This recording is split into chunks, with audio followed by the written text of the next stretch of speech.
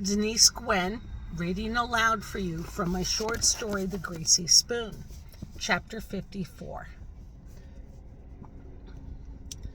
The judge sits in profile to Nick behind his desk, gazing raptly at a monitor. As Nick closes the door, the judge's robe, hung neatly on a coat hook affixed to the back of the door, flutters gently as the door clicks shut. The judge's monitor has a full-screen view of a pretty blonde reporter standing in front of the broken gate with the Happy Hollow Farm sign above her head and with the pig cartoon clearly visible and off to her left shoulder. The reporter yells into her microphone, but her voice sounds muffled against all the noise and the blaring of sirens in the background. "Geez, old Pete's, will you look at that?" the judge says, his gaze fixed on the monitor. "It's a big old hairy mess up there. Why, my goodness gracious, what's the world coming to, I ask you?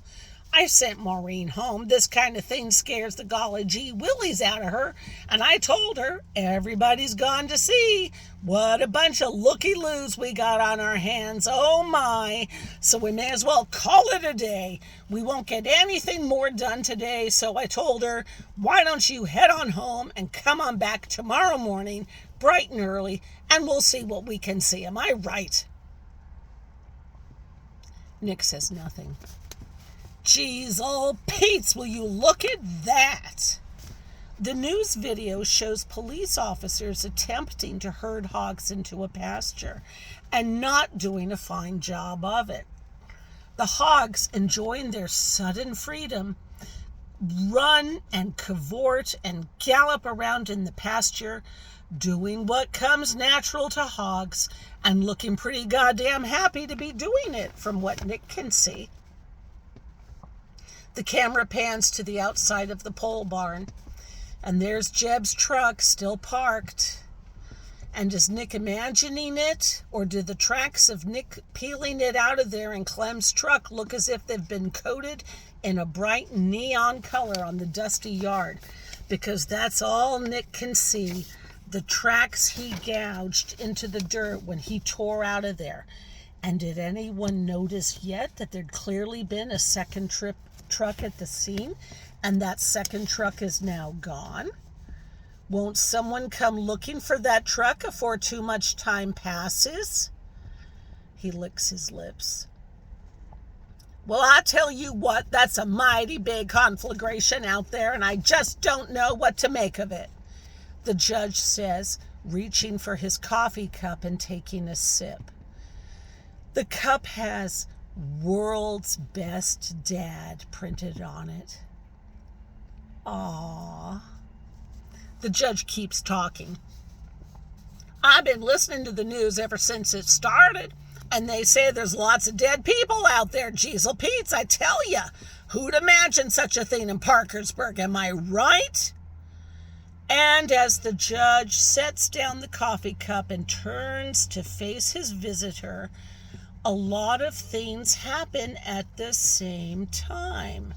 And before the judge can reach into his top desk drawer and pull out whatever firearm he's got stored away in there, Nick stalks right up to the judge's desk and leans across it and places the gun against the judge's forehead, and the judge splutters his coffee and chokes and hacks, and some of the spittle lands on Nick's face, and the judge keeps his left hand down and out of sight, still reaching into the desk drawer, and Nick presses the gun a little more deeply into the judge's forehead and says, "No."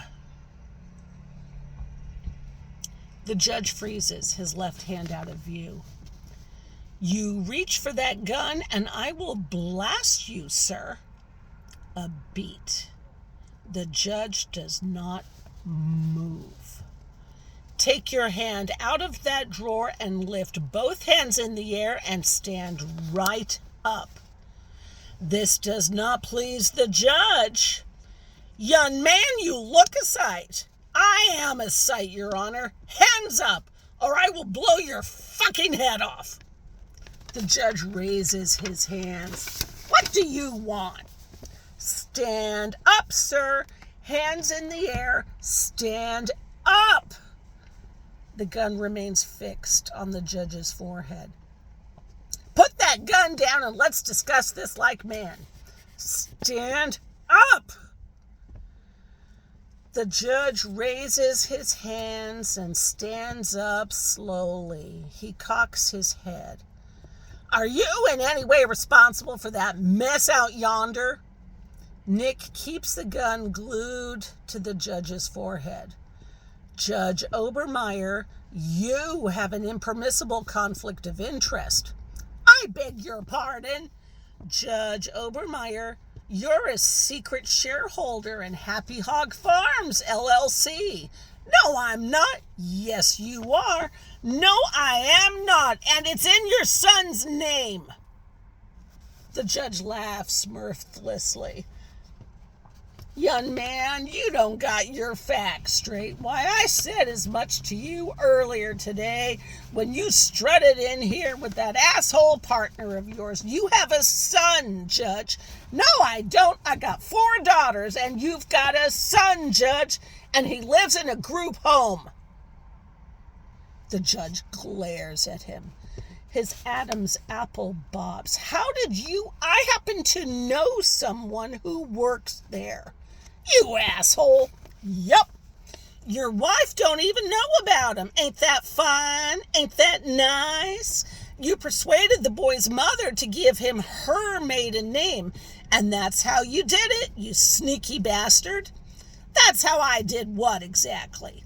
You secretly bought up shares in your son's name, and you're a secret partner on the board of directors, and you've got a 40% share. How is that a conflict? It's a conflict, all right. And you and the shareholders are planning to sell Happy Hog Farms to Bryson Pork Products. And you were looking forward to Jeb McAllister losing his farm and its 800 acres because you needed to sweeten the deal a bit. You stand to make millions. The judge's eyes glitter. You knew all this before you sashayed into my courtroom this morning? Nick hesitates, then nods. If you knew all this, why didn't you speak up earlier today? Nick winces. It served my client to let you railroad Jeb McAllister. That's not very Christian of you, young man. When it suited you, you kindly kept your mouth shut, but now all of a sudden you've got principles? Seriously, Judge? Seriously? Are we seriously having this conversation? The judge lunges for his desk drawer, but Nick gets there first. He rams his hips against the desk and pushes it 6 inches forward, thrusting the drawer into the judge's hips. He grunts, and Nick presses the gun even harder into his forehead. I'm having trouble. Are you going to shoot me? I ain't planning on it, but I will if you fuck with me. The judge points an admonishing finger at him. Young man, you will not speak disrespectfully to me. Sorry, Your Honor. Okay, so what now?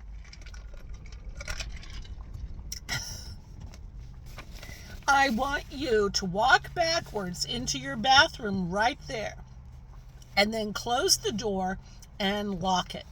I can't walk backwards, Nick snorts. Take 1 step back, then another. You'll manage. The judge hesitates, a quick glance at the drawer. Nick presses his thighs against the desk and pushes the gun barrel hard enough into the judge's forehead to make his head roll back. Then lightens the pressure and clicks the trigger. The judge flinches. Come on, Judge, do it, please, sir. 1 second. 2. The judge looks as if he wants to say something further, then decides against it. He pushes his chair back until it bumps up against the wall.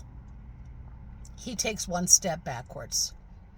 Now, keep on walking backwards into your bathroom and close the door. The judge takes a second step backwards. I see what you're doing. What am I doing, Judge? Nick asks as he rams his hips against the desk and pushes it even closer to the wall. Making sure I don't shoot you in the back. That sounds pretty good. The bathroom. Now.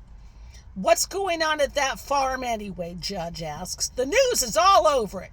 The bathroom. Now. The judge glares at him for a full moment, then finally gives up. He walks backwards into his bathroom. Now close the door. The judge closes the door. Lock it. The door clicks. The minute the door clicks shut, Nick leans over the desk and pulls out the drawer, grabs the gun, stuffs it into his left back pocket, then rams the judge's desk right up against the wall and the bathroom door. He grabs a bookcase and pulls it down over the desk. There are a lot of books. It makes a lot of noise. He stuffs Junior's gun into his back right pocket. I'm leaving now, Judge. The cameras in the courthouse, the judge calls out, are catching all of this. No, they're not. The judge does not reply. All right, Judge Obermeyer, Nick calls out. You're going to wait 30 minutes before you start yelling for help. Understood? Silence. You didn't see me and I didn't visit you at your office. You got it? Silence on the other side. Do you hear me, sir? Then, reluctantly, a sigh. Yes. Tomorrow morning, you're going to put on an entry.